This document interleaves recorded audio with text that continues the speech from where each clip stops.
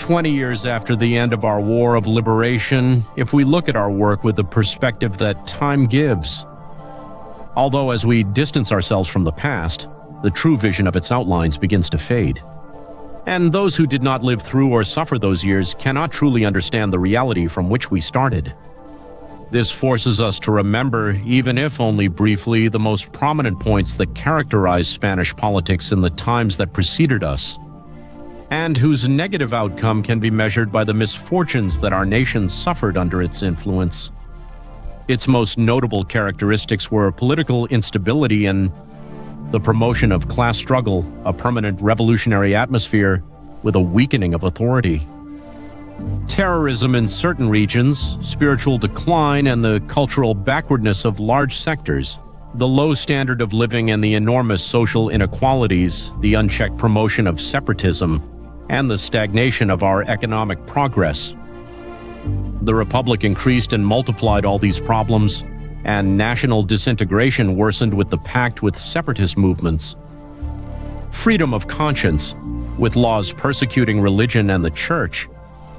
National defense, with the weakening of military institutions. Order, with the breakdown of the principle of authority. Work, with economic paralysis, and the foundations of our Western civilization, with the rapid slide toward communism. In less than 30 years we suffered 7 revolutionary movements. The one in 1909 in Catalonia with its Bloody Week, and the one in 1917 throughout Spain with the Revolutionary General Strike. The advent of the dictatorship in 1923, which brought a period of peace and order with a constructive revolution. Discarded because of party intrigue, which in 1931 brought us the establishment of the Republic. In 1932, the failed movement of August 10th took place. And 2 years later, in 1934, the communist and separatist revolution of Asturias and Catalonia, and in 1936, finally the national movement, which put an end to the previous chaos. We have the consolation of harmonizing our society's efficiency and dynamism, as advised by Pius XII, with the stability of traditions and the free act, with the common good.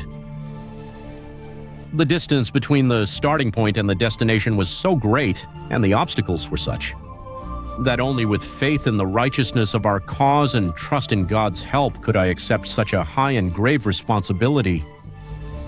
To them I have devoted all my will, my thoughts, and my energies. He who receives the honor and accepts the burden of leadership can never legitimately seek relief or rest at any moment. He must dedicate his life to leading the founding endeavor to which he was called by the voice and suffering of his people, rooting and perfecting the entire system that has been built. Isn't the liberalism-communism dilemma, which so greatly favors the latter, not a real one? Are there others that are more effective, like the one Spain undertook 25 years ago? The Spanish experience is already a historical fact, worthy of being studied with an open mind. We believe that it contains principles, discoveries, and possibilities that go beyond our national sphere.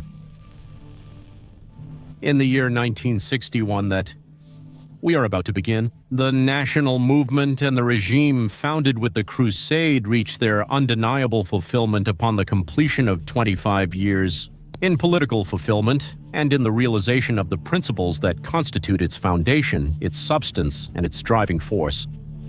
A quarter of a century navigating through the most critical, complex, and unstable historical juncture of modern times, in which so many superstructures of every order that seemed unshakable have collapsed. A quarter of a century following a straight path focused exclusively on the supreme interests of our nation, in the face of the greed and incomprehension of trends and political schools that still cling to doctrinal frameworks, outdated. A quarter of a century of progress, evident in the foundation and development of our institutions, our social and economic order, our system of public representation, and the effective participation of the people in the management and administration of the community's interests.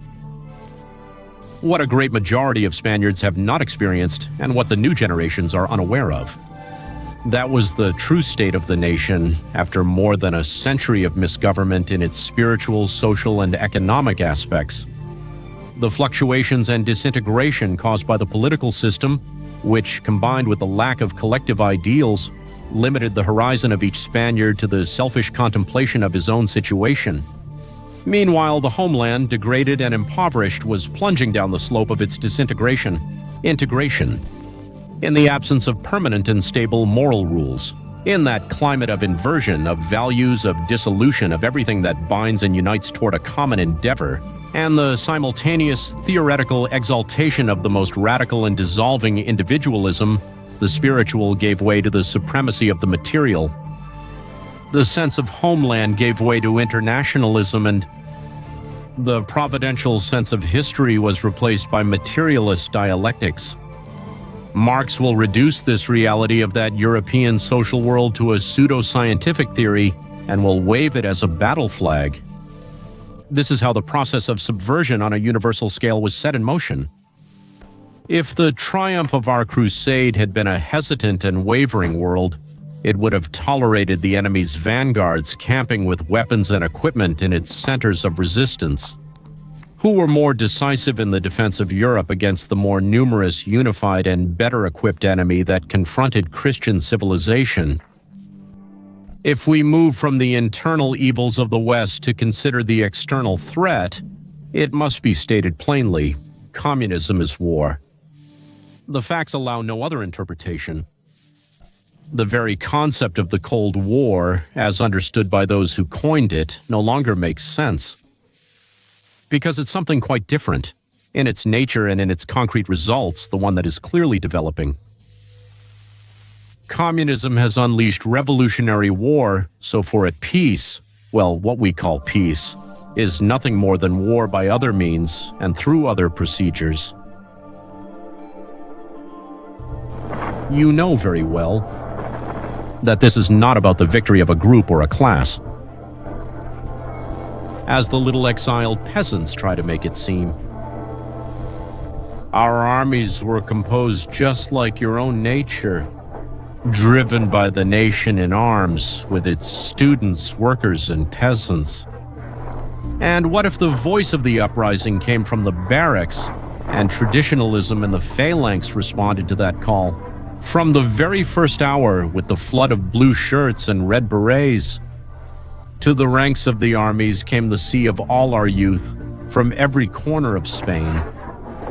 The battle that we have won in these years of difficult peace in Gunda, which we won against communism.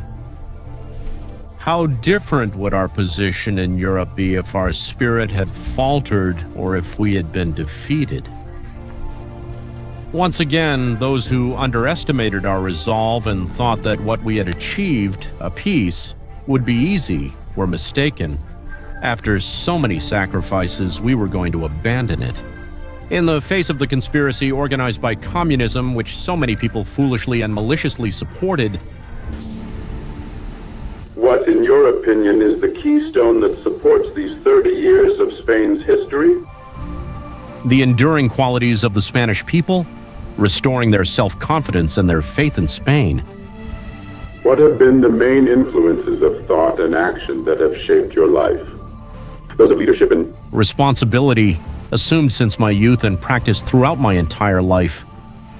With constant meditation and analysis of our history and a permanent desire to serve better. Your Excellency, could you give some advice to the 6 million Spaniards who are now aspiring for the next 20 years? They were with the centers in Plaza del Aviento.